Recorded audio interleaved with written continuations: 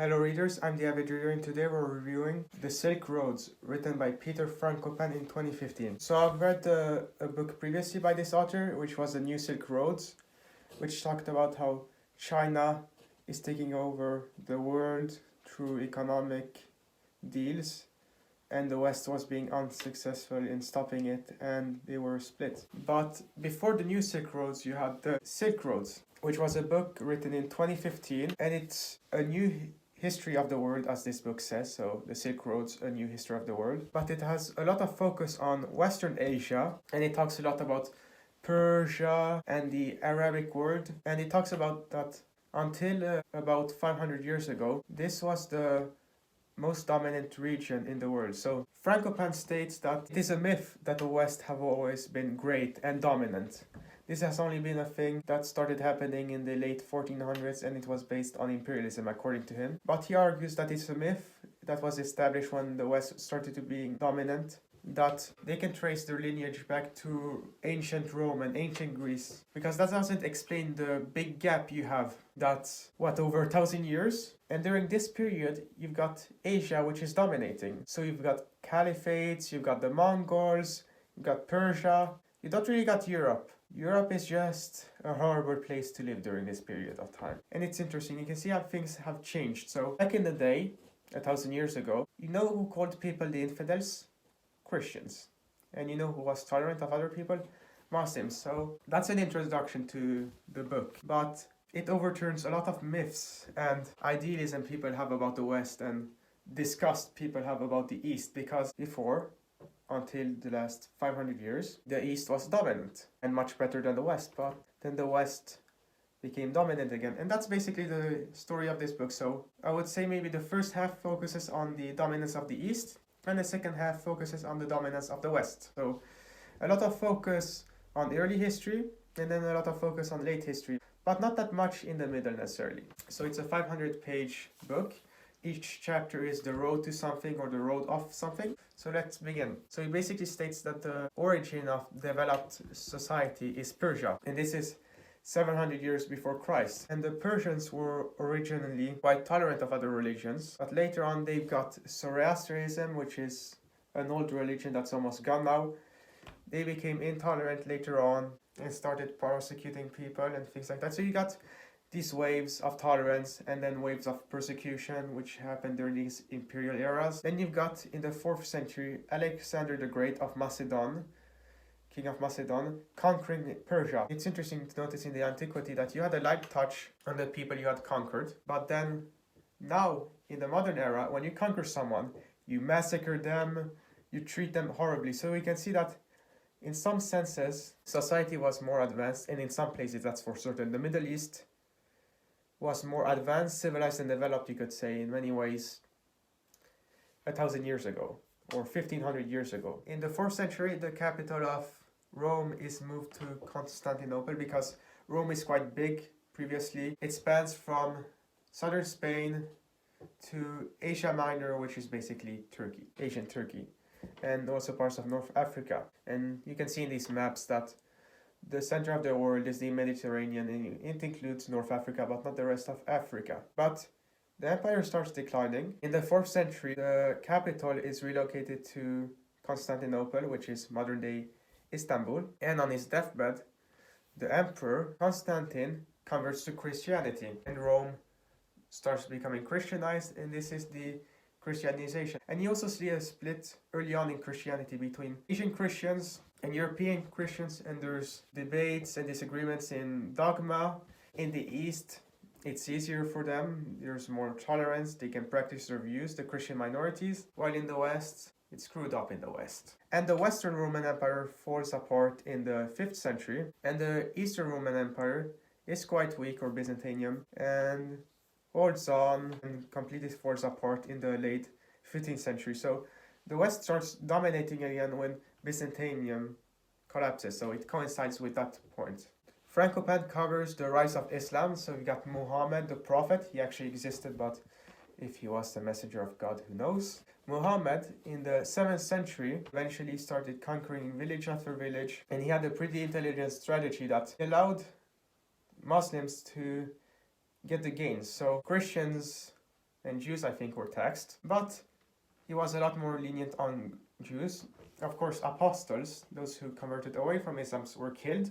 There was a strong incentive to convert to Islam because if you converted to Islam, well, you're not taxed for one, and for two, you get to share the spoils of war. So they start conquering with Muhammad, and they expand and expand, and they take a large portion of Western Asia and establish a caliphate. But this caliphate is actually quite progressive. And you've got this talk of the golden age of Islam. The golden age of Islam was from the establishment of Islam in the 7th century until you could say the Mongols come along. But in general, you could have Christians, Jews, and others practice their faith in peace. You had a lot of intellectual literature that was written. Remember that numerals are Arabic. So a lot of interesting scientific discoveries were made, and they read the ancient Greek literature. There's talk about an explanation that was written on Aristotle, and yeah, a lot of great intellectual publications were made in the Arab world during this era. So yeah, those caliphates weren't that bad, oddly. Meanwhile, in the West, where you got the Christians, yeah, they call everyone they don't like infidels, and eventually the caliphate conquers Constantinople, but they coexist with the emperor for some time in the 11th century, between the 1070s and then the 1080s. But in the 1090s, the relation sours. So the emperor of Byzantium calls on the help of the Pope, and the Pope agrees and tells all the Christian nations in the West to organize into a crusade against the East to take back the Holy Land of Israel. Now, of course, when they do this, they really enjoy killing Jews, oddly, because they don't like Jews because of the crucifixion of Christ, while Islam is quite tolerant of Jews. Actually, an interesting thing, originally Christians thought that Islam was just an offshoot of Christianity, oddly. But anyways, you've also got these city-states in Italy of Venice and Genoa who are participating in these crusades and are getting a lot of great spoils. Of course, Venice is a city that really loves slavery. So you got some small city-states that are being successful of exploitation of other people. And the West really hates the East, and the East views the West as backwards, and there's nothing worth to take there really. By the way, that's why the West wasn't really conquered that fully, because there's nothing there worth taking. That's how the West was 1,000 years ago. And then the Christians think that they're gonna get help with their crusades because there are multiple crusades in the 12th century. But in the early 1200s, there's rumors that there are other Christians from or something else coming from China or something like that to help them. Actually, it turns out to be the Mongols. Now, the Mongols are really brutal. So, Genghis Khan was quite an astute leader. He picks his allies, but he also picks his enemies, and he knows how to conquer. And when the village doesn't surrender, he kills everyone, including those who flee. So either you fight to the death or you surrender. And the thing was, you can surrender and then negotiate on some terms. So yeah, you ought to negotiate with Genghis Khan. I mean, and some taxes, such as in the Black Sea or the Caspian Sea, I don't remember which, were much lower than in other places. And you've got Genghis Khan from 1206 to 1227, and he has taken over a large part of Asia. And then his son, Agadu, or whatever he is called, who reigns from 1227, I think, to 1241, not that long. He takes over a large part of Europe. And you also got a period of time where you've got these barbarians, these Rus, which are a mix of Slavic and Scandinavians, who pillage and kill each other and are extremely violent in Europe. So we've got all this blood spilled during this era. And the Mongols, I think they reached to Hungary. And then this Khan, this leader of the Mongols, he also dies. So then you've got stagnation of the Mongols, where they don't really advance anymore. And the Pope tries to negotiate with the Mongols. The Mongols say, come here, subject yourself to us, swear loyalty to us. But yeah, it goes nowhere really. And in the late 1340s, you've got the Black Death that comes along. And this comes along indirectly because of the Mongols. And it kills a lot of people. And the golden age of Islam is over during this period of time. Somehow this actually revitalizes the West. And starting in the late 15th century, and through imperialism in large part, they start to advance quickly the west. So Christopher Columbus goes west and establishes the Spanish Empire there. Christopher Columbus doesn't really find that much initially, although he claims there's a lot of gold. But the Spanish, they really enjoy massacring the local population. And you've got the Portuguese under Vasco da Gama. They go east and start colonizing Africa and opening up trade with the Indians. The Indians actually become quite wealthy. Oh yeah, during the era of the Islamic Golden Age, everyone loves silk. So silk is a status symbol during this era. But anyways, I digress. So the Portuguese are in Africa, the Spanish are in the Americas. Then in the late 1500s, you've got the Dutch who become independent, and they and the British starts a lot of commercial imperialism, where they build up these trusts or give monopolies to these different companies where they are allowed to go and conquer these places and establish trade. And the Dutch take away some of the spoils of the Portuguese. The British do similar things. They eventually take India. Here's an interesting factoid in this book in history. So you've got the Bengal bubble in the 1760s with the East India Company in India, and you've got an economic crisis there, and the British government have to bail them out. To do this, they think it would be smart to raise taxes on the Americans, because the Americans basically pay no taxes. And as we know, the Americans say no, start the American Revolution and become independent. And then during the 1800s, this book talks a lot about how the British are interested in Iran. Iran is the center of the world in a sense because it connects the West and the East. It's not Iran in that area, it's Persia. Yeah, that's true, Persia. And Russia and Britain are competing there, and Iranians are being trained by Russians and Brits, and they're trained in their military systems and things like that. And the Iranians don't really trust the Russians. Here's another interesting factoid. Why did Russia and feudalism in the, 1860s or something like that?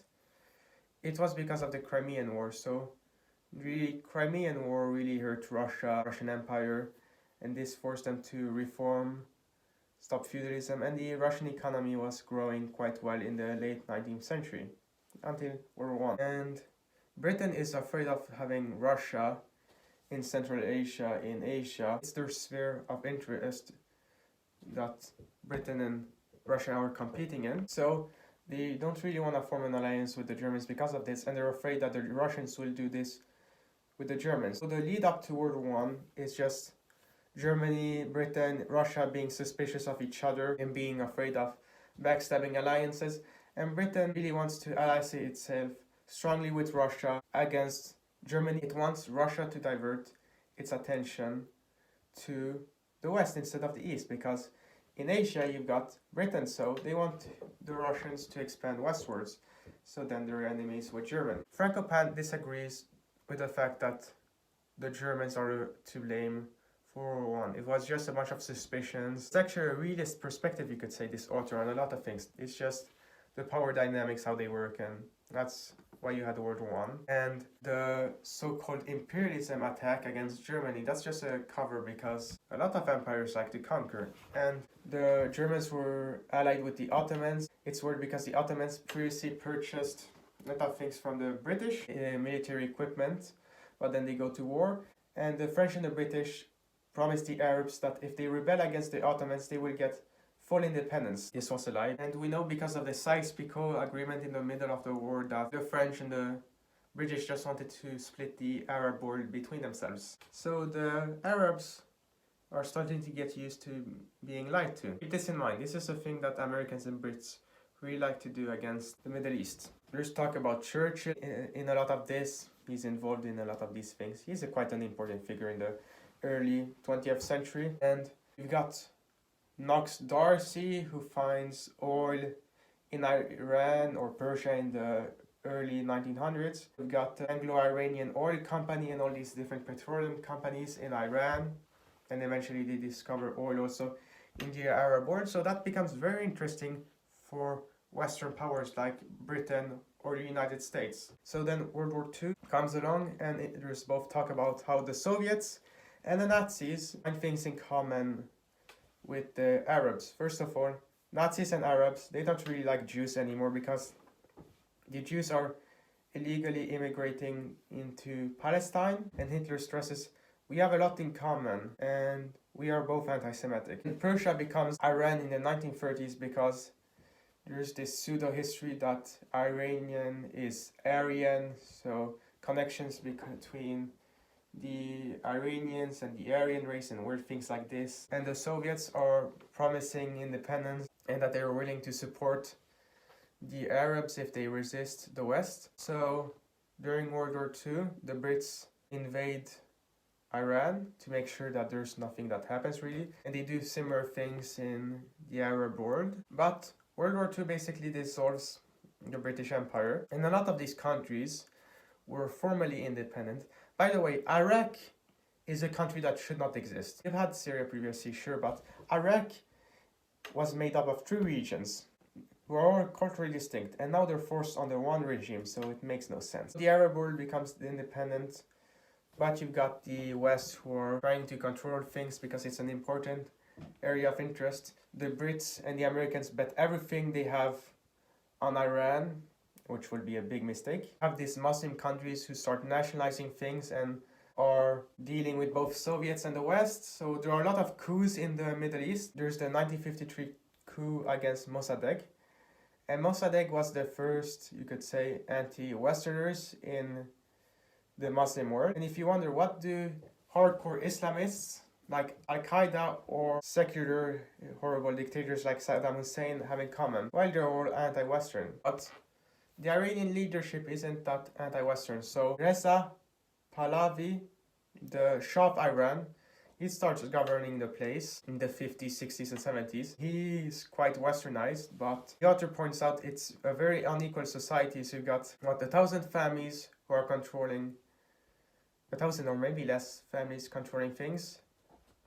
And everyone else is basically extremely poor in Iran. So it creates a lot of resentment. There's persecution of the Islamic clergy, which is a very important institution in Iran. So you see that the West and Iran make a lot of mistakes. Got the SAVAK, secret police, who persecute dissidents.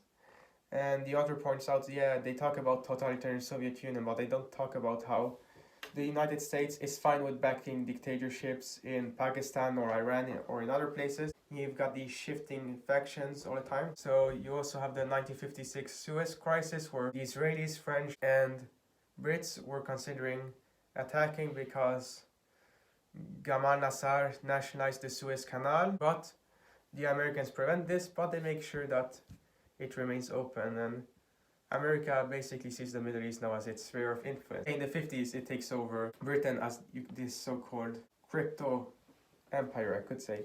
He doesn't use that word, but you could call it that. And yeah, they're controlling things. They really want to make sure that the Soviets don't get control of anything. They don't like that the Middle East is dealing with the Soviets, because the Middle East is growing more and more resentful against the West. And they're really hedging their bets on Iran. And then in 1979 you have a revolution in Iran, or the Shah says, I'm very tired, and he just leaves Iran. You've got the Mullah or Ayatollah of Iran who returns, Khomeini, and he says, now we take control. And he was quite smart because previously he allied everyone against the regime of the Shah, but now he turns on them and establishes his power. And it's where you can see that the United States keeps shifting alliances with Iran and Iraq. For example, the Iranians stormed the American embassy in late 1979.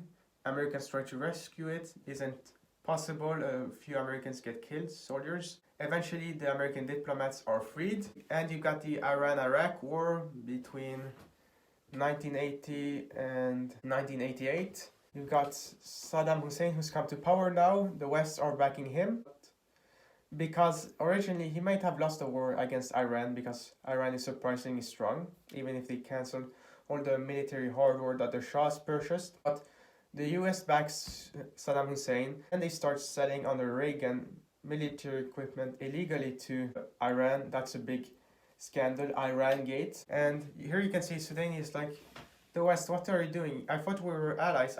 Now I don't trust you. You're doing backdoor deals with Iran. So you can see that the United States just want Iran and Iraq to kill each other. At the same time, communists took over Afghanistan in the 70s. And then in December 1979, they invade Afghanistan. And Brezhnev says this is not an invasion, this is we supporting the Afghani people or the regime, so-called. And the United States start backing the Mujahideen there, and this really wears down the Soviet troops. They start killing innocent Afghanis because they see everyone as Mujahideen, so this creates further resentment in Afghanistan, and it's a downward spiral for the Soviets. Eventually they have to pull out in 1989, and then the Soviet Empire collapses. Then the Taliban take over in 1996, and al-Qaeda, which was part of the Mujahideen, start carrying out terrorist attacks against the USA and its embassies. So you got the 1998, I think, World Trade Center bombing and bombings against a bunch of embassies. And relations between Taliban and the United States are weird because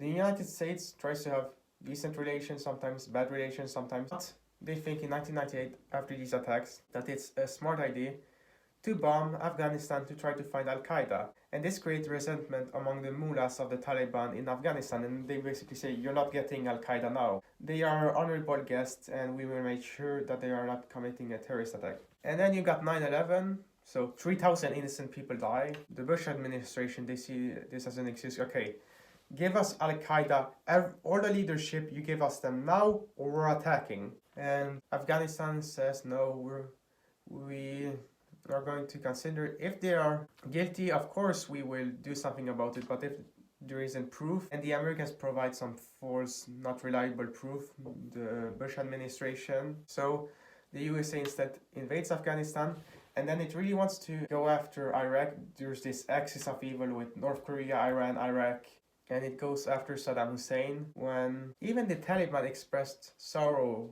for 9/11. US foreign policy during this era is just short-term gains with horrible negative consequences in the long run. And now you've got the Middle East being a quagmire. That's why it's a quagmire, the Middle East, because of Afghanistan and the Iraq War and all these coups and things like that, and that's why you have resentment against the West. Oh yes, that's another thing. The Arab nations, they lost their own crusades against the Israelis. So one in 1948, one in 1967, and one in 1973, they all fail, of course. And it's where you got Israel, who is cultivating alliance, which, for example, Israel has friendly relations with the Islamic Republic of Iran, and Iran states, yeah, we don't really hate Jews. Zionism and Judaism aren't the same thing. You've got OPEC, who are trying to control things. During the 1973 war, I think it was, they want to create an oil crisis to get the West to stop backing Israel. Nixon basically says, we're just going to start consuming a little less. And the Americans actually do. This decreases car accidents as a side effect. And after all this, now you got a new Silk Road established across Asia by China now. And that's the history in this book. So, how would I rate the Silk Roads by Peter Frankopan? I would give it an 8 out of 10. It's a good book. It is quite anti-Western, you could say, but it provides some good arguments for it. But I'm not sure really if he understands economics that well. He really thinks that the success of the West is based on imperialism, and I disagree with that. I mean, imperialism isn't really good economics in the long run, if you think about it, but anyways, and he really shows well how the Middle East, why it's like it is now. And yeah, the caliphate in the Islamic Golden Age was actually pretty good. Another problem with this book is the time span it covers. So it covers a lot early era and then a lot in the late era. But in the middle, it really goes quickly. So you go from the 10th century to the 15th century really fast in this book, I think. And it's 500 pages. So yeah, this part good, this part good, this part maybe too short. So yes, Peter Frankopan, you wrote a good book. I liked your other book, The New Silk Roads. Hopefully he keeps writing interesting books. He actually wrote a book, The First Crusade, might check that out. But yeah, anyways, good job, Peter Frankopan. Hope I get to read more of your good history to global politics books. So readers, I hope you enjoyed this book review of The Silk Roads, A New History of the World by Peter Frankopan in 2015. It got an 8 out of 10 rating, and I will see you readers next time.